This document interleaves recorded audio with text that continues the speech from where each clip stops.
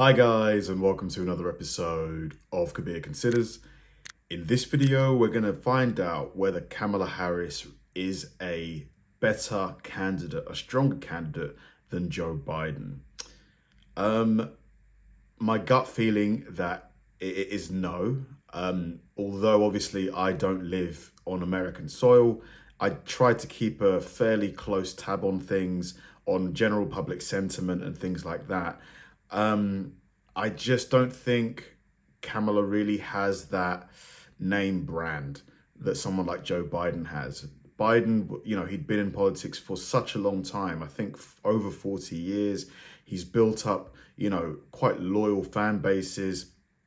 And, he's just a known quantity. Whereas Kamala Harris, I can't think of any one thing that she's really sort of pioneered. Like, there's not one thing that when I think of her name, I don't think of anything synonymous with her. So who's to say though? I mean, the amount of money flooding in, apparently since Biden endorsed Harris and since he obviously said that he wouldn't be standing for re-election, over $50 million has poured in to the Democratic presidential campaign. So, I mean, there are some people with deep pockets who clearly believe that Kamala can win, or maybe they're just hedging their bets because it's likely that they're probably putting money on both sides.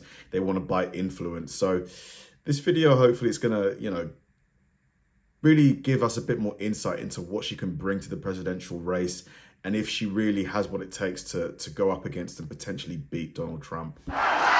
With President Biden expected to drop out of the 2024 election, some are rallying behind Vice President Kamala Harris. No one knows better how to prosecute the case against Donald Trump than Kamala Harris. She tried, remember, in 2020 in the Democratic primary, and we'll see if she's able to come out strong and then maintain that success this time around. It does put us in a position to have a significantly more competitive election had Joe Biden stayed in the race. Here's how Harris could stack up in a race against former President Donald Trump. Donald Trump simply does not have the character to be president of the United States. Experts say Harris could have a tough campaign trail ahead, but she does have some key advantages. How do you win the presidency if you don't win the majority of white voters? You have to check off all of the other boxes. One advantage Harris has is her potential to win over more women, people of color, and young voters. But the demographics, do the numbers add up though? Even if, because you're not going to get every single ethnic minority and woman in America to vote for you. So, and even if you did, would that be enough to win the election? We're going to be able to effectively make the case about women's health care, their right in terms of choosing how they want to live their lives. This is a fight for freedom. The fundamental freedom of a woman to make decisions about her own body. A Wall Street Journal poll in April found that abortion was the most powerful issue by far driving suburban women in swing states. Really? Over half of the women in the poll said Trump's policies on abortion were too restrictive. Some Democrats and political experts also expect Harris to invoke more excitement from black voters. A critical advantage at a time when support from that group was slipping for Biden. I don't know. I feel like it's quite reductive to think just because Kamala Harris, is either full black, part black, whatever, that black people are just going to vote for her because of that. I don't know. It feels a little bit patronizing. Like, what are her policies? What's she going to do for the black community? Tell us more about that. As an African-American woman, she's going to have a unique opportunity in terms of how she communicates and has a conversation with voters in Detroit, Michigan, Philadelphia, Pennsylvania. These urban centers are really where we're going to need historic turnout to consolidate around Kamala so that way we win these critical swing states. Harris could stand to gain younger voters who had lost confidence in Biden's ability to beat Trump. Kamala Harris gets to be the knight in shining armor here. She gets to ride in on the horse and be the candidate that is not Joe Biden, that can carry the policies and ideas of Joe Biden without some of the concerns that led to Joe Biden's decision to remove himself. A July poll by Emerson College, conducted before the assassination attempt on Trump, found that people between the ages of 18 and 29 were the least motivated to vote. Biden was still leading the Democratic ticket at the time of the poll. It's the younger Democrats, which is, in my opinion, the base of the party. And it's more than just voting. It's about canvassing. It's about phone calling. It's about get out the vote efforts. We cannot do it. I think that's a little bit delusional. The reason why young people aren't voting, because it happened here in the election here, young people had the lowest turnout in decades. It's because the politicians aren't talking about things that young people really care about. Talk about housing. Talk about, bringing the cost of goods down, or at least raising salaries like in parallel with the cost of inflation. Talk about things that we're actually, interested in. Like, don't talk about, wars and stuff. Obviously we care about wars, but we also need places to live. But without all of your help. All of this is part of the campaign that I think was lacking with Biden, and that's why we have Harris, to see if we can capture that energy that has been missing. Harris actually channels a lot of the candidate characteristics and features of Obama that generated this excitement in 2008. He was awesome. He was brilliant. Just what I was looking for. This is a young candidate of color that is going to sell us on a vision of America that is multicultural, that is more unified, that is moving into a new future.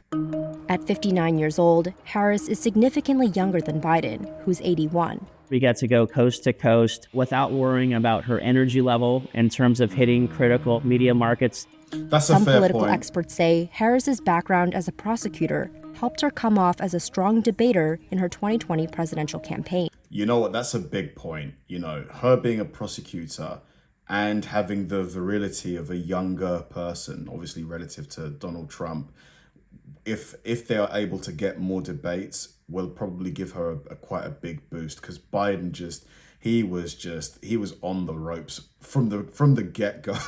He looked so tired and exhausted and forgetting where he was and forgetting people's names.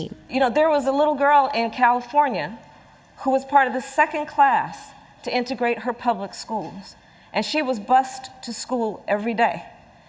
And that little girl was me. This becomes a moment where Harris looks extremely strong. Suddenly she goes from polling in the single digits to close to 20%.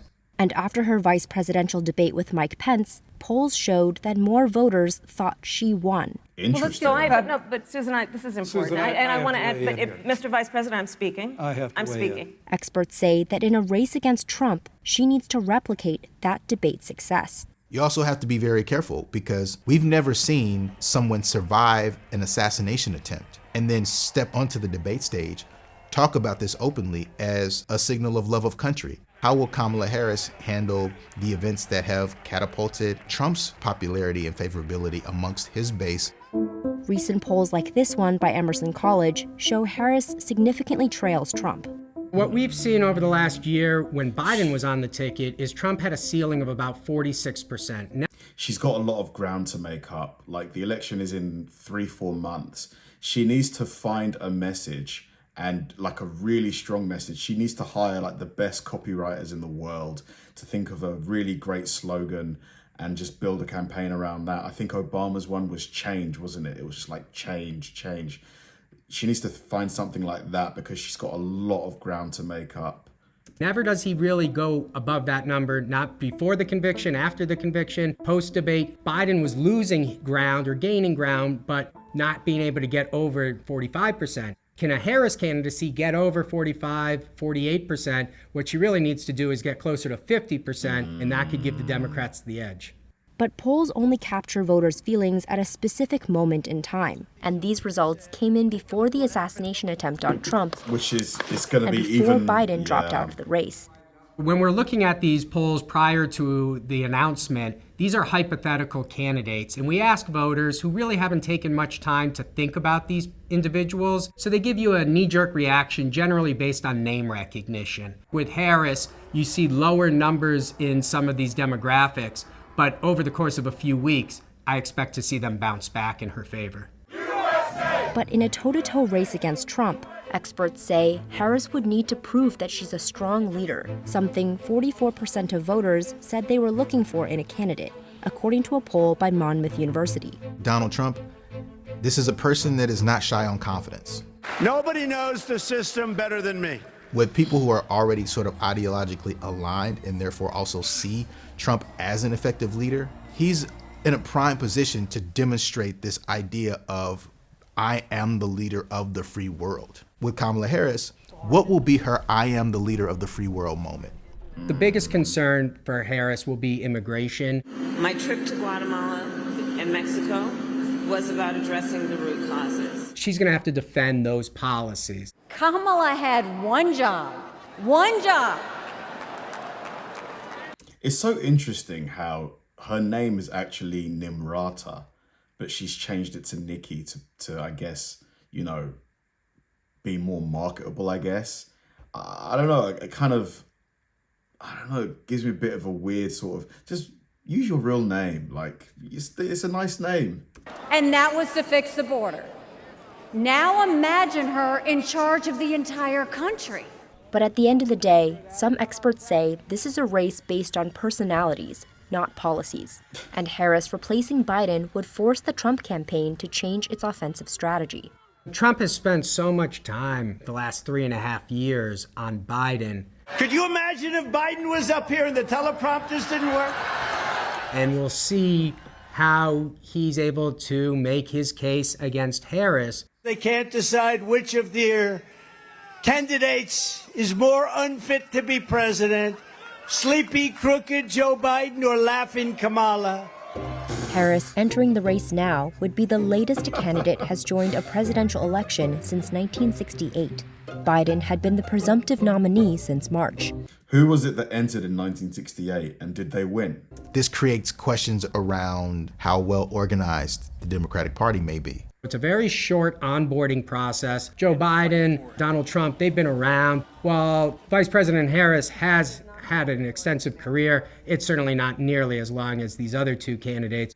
But a big question remains. Who would Harris pick to be her vice president? It's going to be very important both regionally and demographically because she needs to shore up some of her base.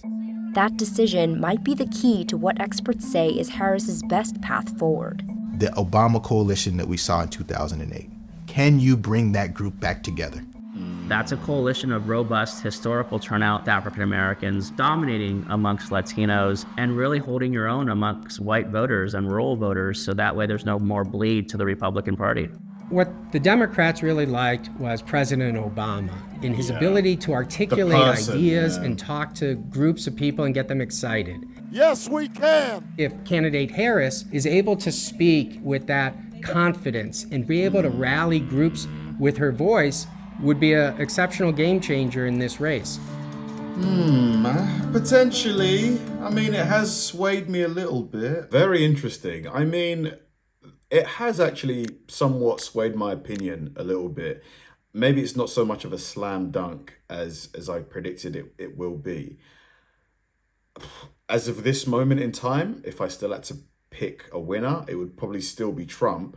But you know, money talks. And if enough money gets pumped into Kamala Harris's campaign, you know, it does work. If you show enough people, enough commercials, and if you think of a catchy line, you know, a line really persuasive enough that it sticks in people's minds so that when they do get to that ballot box, they are swaying a little bit, you know. Things can happen. Things can happen. I do think I agree with when the narrator said that she's going to basically have to kind of replicate what Obama did. I don't know if she can do that because the context, you know, there was a recession. I remember in 2007, 2008, you know, you had so much stuff. The economy was in turmoil. Obama's whole slogan was based around change and improvement. Yes, we can.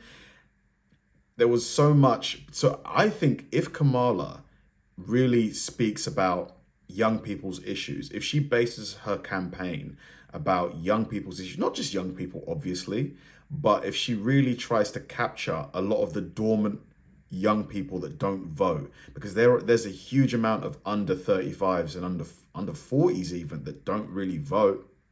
If she can capture that and the, you know, a majority of the female voters, a big portion of the ethnic minority voters, I mean, this this may be closer than I think it's going to be. What do you guys think? Thanks for watching, guys, and I'll see you in the next one.